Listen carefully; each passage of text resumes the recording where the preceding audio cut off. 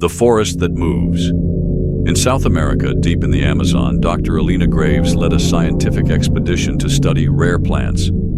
She hired a local guide, Tomas Rivera, who warned her about a cursed zone called La Selva que Camina, the forest that moves. Alina scoffed at the superstition. They entered the marked zone. Within hours, their GPS failed. The forest began to change. The same trees seemed to appear over and over. They left markers, but the markers would vanish or appear in impossible places. At night, they heard trees groaning and branches snapping, even though there was no wind. One morning, one of the team members was found crushed beneath a massive root that hadn't been there the day before. Tomas begged Alina to turn back, but she refused. "We're scientists," she said. "We don't run from fairy tales." On the sixth day, Tomas vanished. Alina was alone. She ran for hours but only circled back to her own footprints. Her journal ended abruptly with, "The trees breathe. The forest remembers. I think it wants to keep me." The expedition was never found. Occasionally, satellite images show the outline of a human face in the treetops, screaming silently into the sky. Whispers in the pines.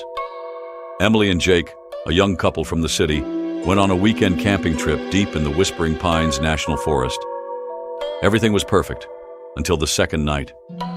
As darkness fell, they heard faint whispers coming from the woods, like a crowd mumbling in unison. Jake brushed it off as the wind through the pines, but Emily swore it sounded like voices. Curious but uneasy, she ventured out with her flashlight. The whispers grew louder the farther she walked. Soon they turned into a chant. She walks, she never stops. Jake followed the sound and found Emily standing perfectly still in a small clearing, her eyes wide open, unblinking.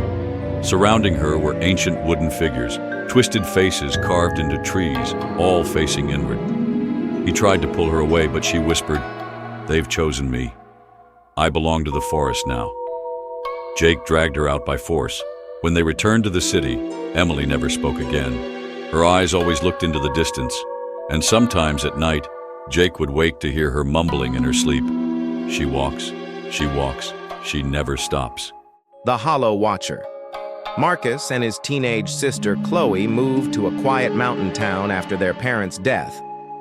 Behind their new home was an old, dense forest the locals called Dead Hollow. The town sheriff, Donnelly, warned them never to go past the first row of black-barked trees. Chloe, rebellious and bored, ignored the warning. One evening, Marcus noticed Chloe hadn't come home. He searched the forest edge and found her journal lying open. The last entry read, "The Watcher watches from the hollow tree. He's not real. I'm going to prove it." Sheriff Donnelly helped Marcus track her into the woods.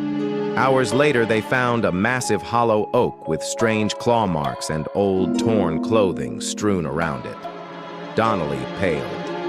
"She woke it up," he said. They heard a dragging noise behind them. A figure emerged. It had no face, only bark and glowing yellow eyes. It wore Chloe's necklace. Marcus screamed.